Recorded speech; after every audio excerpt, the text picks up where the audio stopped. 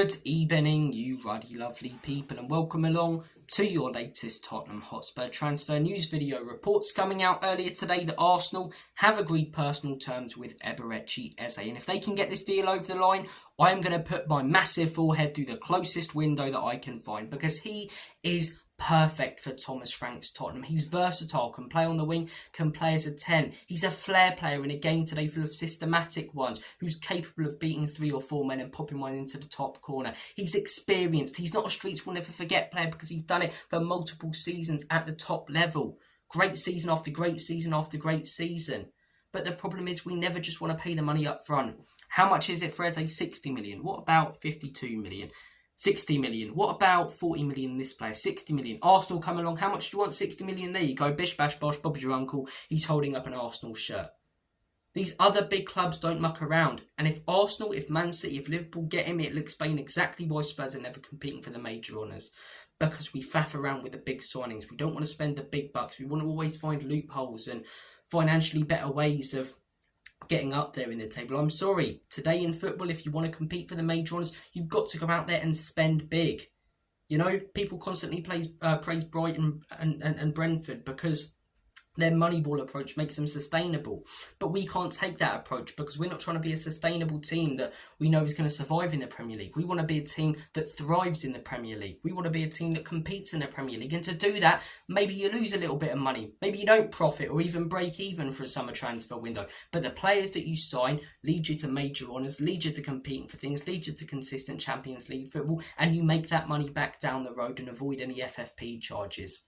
Whereas Spurs don't want to take any financial risks, don't ever want to pay the money up front. We're always looking for loopholes, and we never end up signing the big players because of exactly that. We'll sign 5-10 million players, and occasionally they'll work out, but we didn't get Bastoni when we wanted him, we didn't get Dybala when we wanted him. Therefore, Conte, Poch were both set up to fail in the following seasons because they were given Longley and Lo Celso. They were their second choice options. Every manager at this football club's set up to fail because they're not given their first choice. They're always given their second or third choice. Thomas Frank wants Eze. Go out there and get him. 60 million for a proven Premier League winger who's English as well. And that does make a difference, because in this country, normally if you're English, because of the homegrown quota, it ups your price tag by 40-50 million. 60 million, 3 instalments of 20. It's a great deal. It's a great price. Go out there and get it done. But we're always the fella at the bar who stands there admiring the attractive girl. We never go up to her and talk to her. And another bloke always does and goes home with her. That's what it always is at this football club. It's why we never get our priority signings, and it's why we probably won't get Eze. So Spurs, shut me and many others up.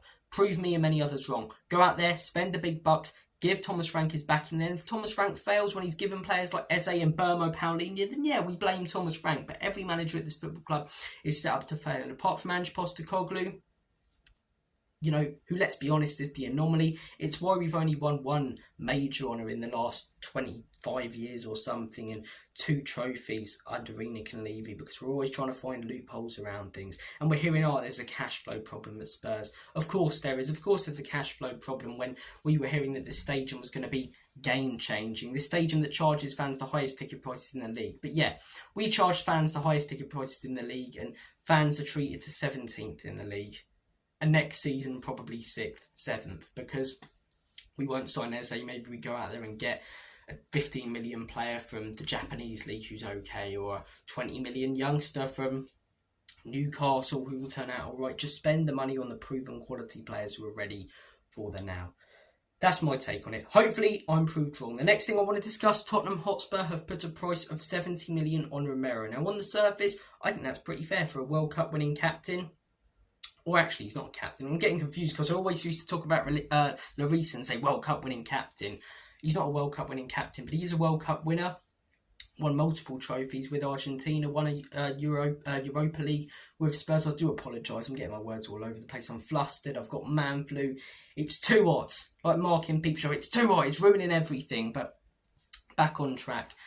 With the amount of major honours that he's got, the way that people like Messi rave on about him, I think 70 million is a pretty fair price tag. But the problem is with Romero, he's never seemed like a player to me who, Romero, we can't sell you because other clubs aren't interested.